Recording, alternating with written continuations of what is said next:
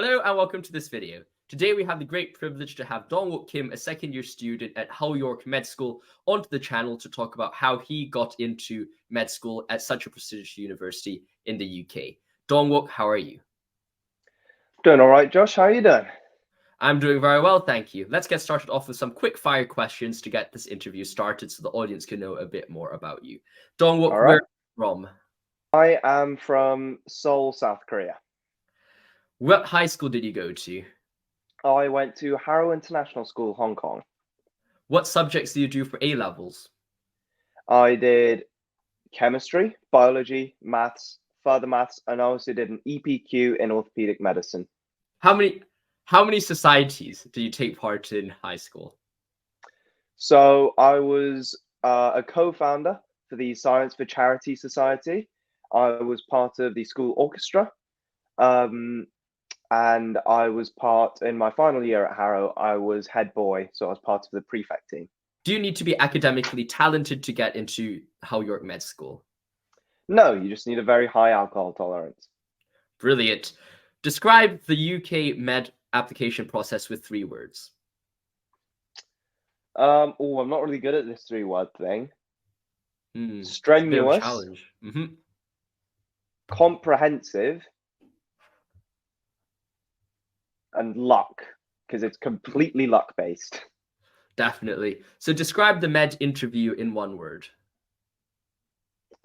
Ooh.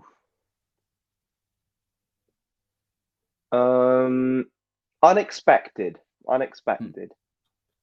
Describe the feeling of getting into Hull York Med School with 1 word. Ooh, great. Brilliant. So that's a brilliant introduction to get to know you a bit more as a student and also as an applicant. Perhaps we could get started off with some ECAs, because I'm sure lots of students who are applying to med school want to figure out some ways in which they can show their academic passion. So what were some subject med-related ECAs that you did during high school? So I don't think applying to med school so if you want to apply to med school, you're thinking about applying to med school, you don't specifically have to do medicine related activities. It's actually more important that you demonstrate certain skills and certain qualities and they're able to speak about them in interviews. So if somebody forces you to do something that's related to medicine that you don't really enjoy, then you're not going to get as much out of it and you're not going to be able to learn as much from it compared to, let's say, showing leadership and teamwork skills whilst on the football team. I think it's very important to just do something you like and really be sort of a leading member within those ECAs or out of school extracurriculars. I've said before many times that it's really not about what you do, it's about how you approach certain things and the skills you learn from doing those things and how you're able to explain them in an interview setting. That is what really matters. So perhaps developing onto your personal experience, what were some of these extracurricular activities that you've done during high school which you think stood out? So of course I was part of the Science for Charity Society. I was sort of a leading member in that.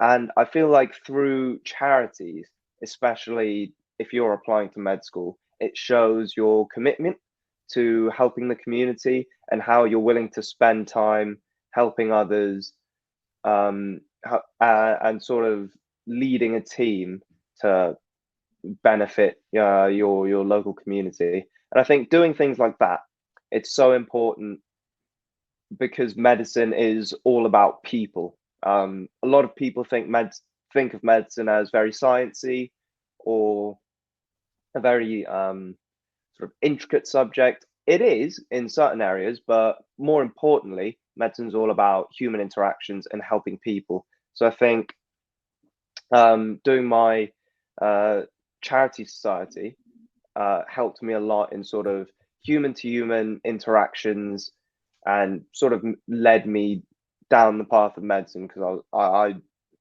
thought helping people, it's really fun, it's really fulfilling. This is what I really want to be doing. That's a very interesting idea. And of course, not a lot of times do I get the privilege to interview a head boy. So can you tell us a bit more about your experience as a head boy, whether you think it's really necessary to be part of a prefect leadership team? Because of course, especially in an Asian culture, a lot of people like to say, oh, you have to be a prefect, you have to try to move for these positions. How important do you think it was in your application and also in learning some key skills for university? So actually, in my personal statement, I didn't actually mention being head boy all that much Mhm. because I felt like it's more important to demonstrate other qualities. But just to get back onto your question, I feel like being just any prefect, just on the prefect team, is extremely helpful. And I think the people on the prefect team were able to learn so many skills about communication, teamwork, conflict resolution. Some people didn't, but let's just say that we all learned those things. Yes. No, I have to say, my friend DW, his job as a head boy was unenviable. I definitely do not want to be in your shoes as head boy, I have to say. But actually, perhaps developing on from kind of talking about your experience, what are some other interesting ECAs that you might have known your friends doing at med school? If you're thinking about, well, someone perhaps is trying to apply to med school, but maybe they're coming from a different background where they might not have so many societies or those opportunities in high school, perhaps. What are some other things that they can think of to do on the side? Anything. Hmm. Anything helps as long as you're able to talk about it and reflect on what you learned from it. Literally anything is useful. In fact, talking to prospective med applicants myself, I found that doing just the generic things just because they relate to medicine or because people think they relate to medicine is actually a big negative because people tend to talk about those things come interview or come their personal statement in very sort of general ways and sort of, oh, this would help because of this and make like a vast generalization. It's actually the people who do extremely unique societies and extracurriculars and are able to talk about them in that way because they love actually doing those extracurriculars themselves. Those are the applicants that really stand out. Sure, it's it's wonderful doing all these school run charities and all these different things, but actually the guy who talked about is not me, by the way. The guy who talked about being on his school lacrosse team and how he had to learn, overcoming adversity and teamwork and leadership, those things, and he's able to talk about that and be passionate about that. Those types of applicants, at least to me, stand out a lot more than the generic I did this, and talk about it in a vast generalization type of way. Hmm. So perhaps building a bit more beyond this extracurricular kind of discussion, I think it is very important that your perspective of it not always having to be about kind of the subject related stuff, because that ends up being very robotic in some sense and all the applicants kind of merge into each other. I think that's a very important idea to have. But perhaps moving on from that, what can you tell us a bit more about what got you interested in med, or how did you discover your passion to study medicine? So actually, when I was very young, I was really into Legos. I mean, who isn't, to be honest? So I thought, maybe sort of engineering, sort of that type of thing. And I was always quite good at, maths and sciences because I got it drilled into me from a young age. And I was also quite interested in it. But I really went down the route of medicine when I realized that I like helping people a lot. And I just like working with people a lot on a daily basis. I think that maybe if you want to do medicine, but you're not really into like the people communication aspect, then, maybe something like a lab science would be much better. But for me, medicine was all about, matching science and human interaction all at the same time. And that's how I sort of came to the conclusion that I wanted to do medicine mostly. That's a very interesting idea. And of course, discovering your passion is, to me, perhaps one of the most, if not the most important part of your application process, because at the end of the day, everyone can put together a good essay if you give them enough time. Everyone can try to pretend to read books and stuff like that, but actually trying to figure out what you study, especially for UK applications, is just so important. So trying to figure out and hearing to how other people may discover their passion is such an important task. Now, moving on a bit stricter to your application, you've talked a bit about some of the societies you've done, some of the things you've done to try to help develop your application. What do you think were 5 aspects of your application which best helped you secure your offer? The way I structured it. So I know this isn't very common because people like to just get writing straight away. It's very, very important, in my opinion, especially for a medicine application. And I'm specifically talking about the personal statement now, because there are many, many other aspects to it. But I'm just in terms of the personal statement. It's just so important that you make a list of all the activities that you've done, list what skills you learned from each of those activities, and then you're able to reflect on those activities. So instead of trying to start my personal statement, whatever, I just stopped everything, wrote down a list of the activities I did, and reflected on each of them. And then I started to construct my personal statement from there. Because I felt like if I just start writing, I had a lot of extracurriculars that I'd done. I might just start throwing things in without properly reflecting on those experiences. So instead of getting straight into writing, I spent a lot more time actually structuring out how I wanted my essay to sort of flow. And in doing so, I was able to create a very tightly written essay instead of something that, maybe had a loose thread here or a loose thread there. I feel like just planning it out first is so important. And this doesn't go for all subjects, because I know other subjects and people who wrote their personal statements just like to write a lot of things and then edit here, edit there. For medicine, it's so much more important that you list a bunch of activities that you've done, reflect on them, and then try to structure your personal statement in a way that it flows nicely. That way, you're able to write a really tight essay. So perhaps developing upon your tips for the personal statement, what are some other elements of the med application that people might be looking at, especially if they're perhaps applying from overseas? What do you actually have to submit to the universities as part of your UCAS application? So in terms of your UCAS application, you have 5 spots in the UK on your UCAS application. You can only apply for 4 med schools. So your 5th option cannot be medicine related. So you can only apply to 4 med schools. So it's very important that you choose the right 4. And I have spent over 10 hours explaining to people how to choose those right 4. But beyond choosing those 4, you have to obviously have a personal statement to go with everything. You also have to do an extra examination all of the time, called the UCAT, or some other universities want you to take the BMAT exam. This exam is more or less a verbal reasoning, maths, non-verbal reasoning sort of examination that tests your cognitive abilities in a sense. And these exams are extremely, extremely important within your application. And it is so important that these exams are your number 1 priority over personal statement, over your interviews, over even your A-level grades. Your UCAT exam, for most people, for people taking the BMAT, obviously then the BMAT becomes the number 1 priority.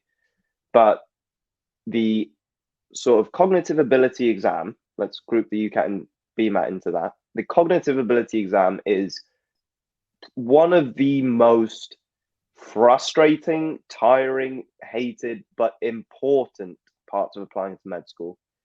And then once your application is considered and you've sent it off, you'll get an invite to an interview if your application has successfully passed the first stage. And then after you've done the interview, you'll start getting your offers.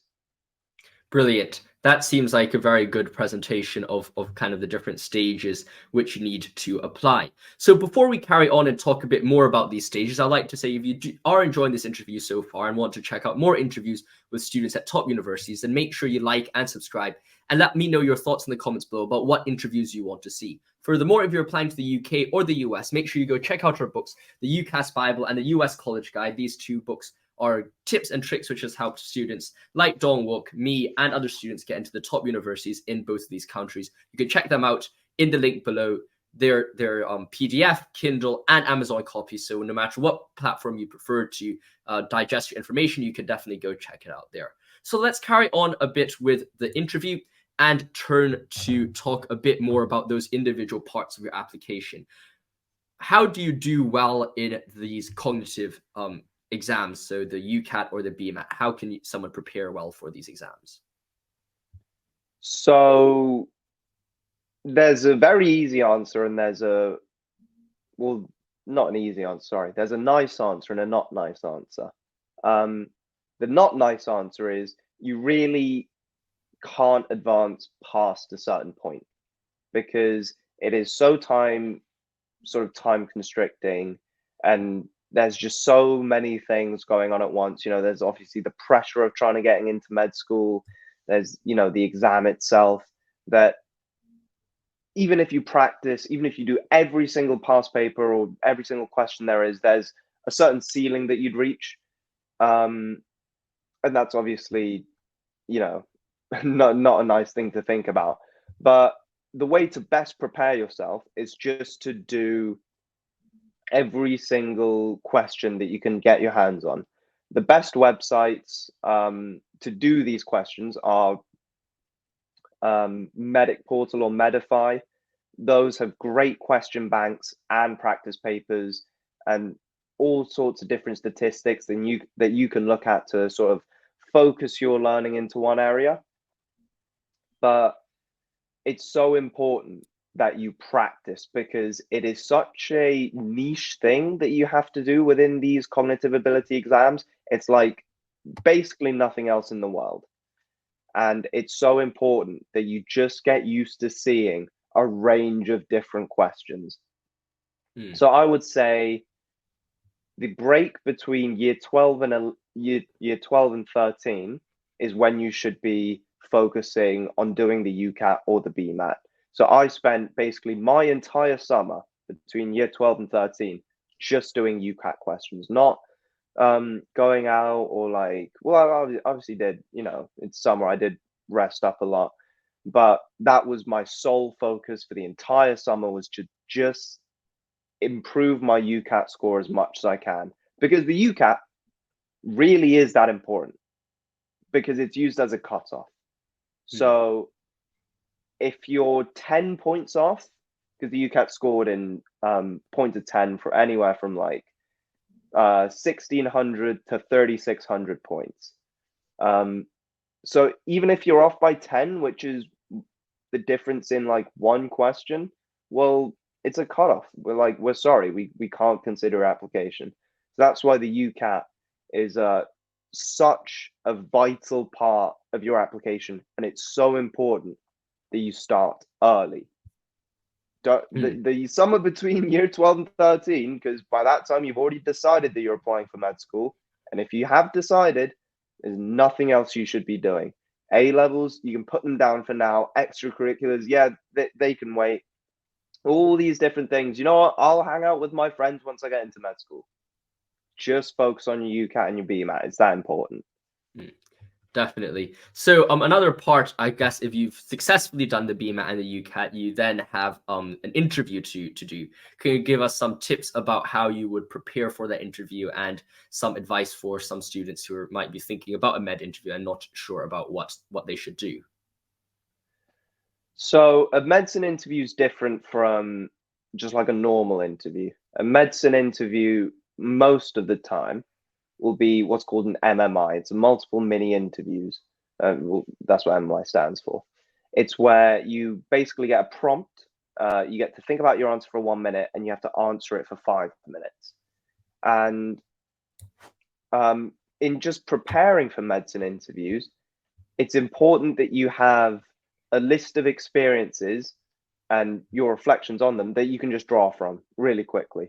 Because I know for obviously some universities, you sort of know roughly what you're going to be asked. And to a certain extent, a medicine interview is like that. But there's much less of questions, or there's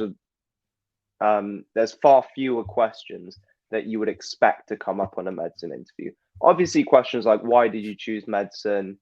Why did you choose to apply to our university? Those ones are probably going to come up, if you're a betting man. But the medicine interview has so many things that will throw you off, or questions that will try to throw you off, that it's so important that you don't just have like paragraphs of like just already formulated answers. One, it sounds robotic. Two, you're never going to recall that in an interview situation. And three, they probably even won't ask you that specific question where you get to use your nice essay that you wrote. So just have a list of experiences, like I said before. Just have, so for me, it would be head boy and your reflection on that. So leadership, communication, all these different things. I learned this through this, and this, and this. And make sure to use specific examples. If you just say, I learned teamwork by playing on the football team, well, how many other people do you think are going to say that? Maybe use a specific incident. Maybe say, oh, there was this one game where we miscommunicated, led to us conceding a goal, but later on in the game, we were able to communicate much better through these methods that we sort of tried out, and we were rock solid partnership for the rest of the season. If you use a specific example like that instead of just football team, it plays up much better in an interview. And it's all about how you reflect on experiences. Nobody cares what you've done, right? Nobody actually cares whether you've seen a hospital before or not. Well, they would hope that you had seen one and know what it's like. But what they care about is how you reflect. Thank you for that presentation of the interview. I think the interview is, of course, some of the most nerve-wracking elements of an application process, especially if someone hasn't had much experience having interviews or discussions before. And I'm sure for many people, the university interview is probably the first interview they'll have in their life in a formal setting, so it can be quite scary. So those are definitely some very important tips to have. Now, perhaps developing a bit more from those individual elements of the application process. If you could go back in time and kind of improve something or some things that you think you haven't done very well, what would be those things which you think you could have done a bit better, and how would you have changed it? I couldn't. I got to the point, and I think this is so important for every med school applicant. You have to get to a point where your improvements don't improve anything. So you're changing stuff, but it's actually unimproving stuff. You have to get to that point to like even have a chance, because it's especially nowadays, it's so competitive. And I feel like I more or less maxed out all my boosters on things that I could have done. And yes, I did get very lucky as well. And I really don't think that there's anything I could have done, differently, really. I just worked really hard for about 2 years, or a lot longer than that in terms of internships and stuff, but just worked really hard for 2 years just on my application, trying to build it up, and got to a place where I had no regrets about it. And I think that's really important, especially in medicine. So competitive.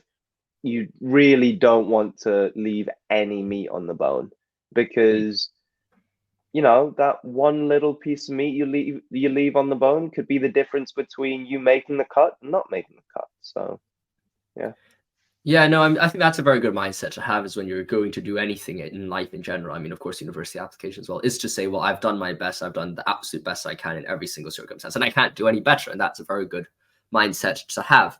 Now, perhaps slowly closing off on this part of the interview, what is the hardest part of your application, and how did you overcome it? The hardest part of The hardest part of the application. Yes. The So hardest like, part of the application process in general was it's between two things, but mm, I think I have to go with the very basic answer, and that is the UCAT, because I didn't do the BMAT. mm, Although I tried a couple, BMATs here and there, I didn't take the official BMAT, but the UCAT was definitely the most difficult part of the application, mostly because um, it decides everything. Your UCAT calls the shots. It's mm, basically like if the medicine interview was, or sorry, if the medicine application process in the UK was a family, the UCAT would be like the strict dad who just calls the shots like mm. all the time. The UCAT decides where you apply, where you even can apply. Um, well, to have a chance, so I guess you can apply anywhere. But and it also, decides how much of a chance you have of getting in. Um, and it's a horrible exam. You're under time strains the entire time, and it's not an easy exam either. The content itself, it's hard, and you have to do it within an impossible time frame. You also have the pressure of knowing that if you fail the exam, well, there's not much you can do. You can retake it next year after taking a gap year, but obviously that's not everybody's number one choice. And it's extremely pressurizing, because that one test that everybody hates decides everything, really. So yeah. Brilliant. So perhaps to end off this part of the interview, and we will have Dong talk more about life at university. However, to end off this part of the interview, what are 3 tips that you'll give a student who's planning to study med at Hull York? At Hull York specifically. Or just applying to med in Okay. general. In terms of prospective med applicants, start early. You have no time. You have no time to waste. Start early. That's tip 1. And there is honestly, I could do away with the other 2 tips. Just start early, because there are so many different parts to a medicine application that come really early. Because obviously the UCAS deadline, I think, or the regular UCAS deadline is in January, but the med applications have to be submitted sometime in October, along with the Oxford. Yes. Say it's the same deadline as the Oxford and Cambridge Yes.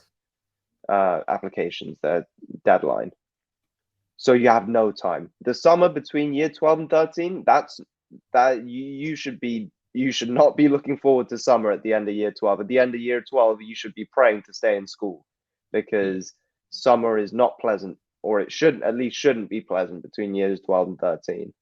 And it's just starting early. It's just I can't stress how important it is, because if you start early, you get practice on the UCAT. You're able to do your personal statement planning early, so that by the time the application submission deadline comes around, you have a really good one.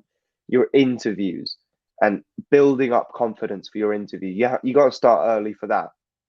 Researching into what unis that you have to apply for. It's so important. I see so many people misapply and just waste an application, and it's just so upsetting. Researching what unis you can reasonably have a chance of getting into, and things like this, it's just so important to start early. That's my only tip.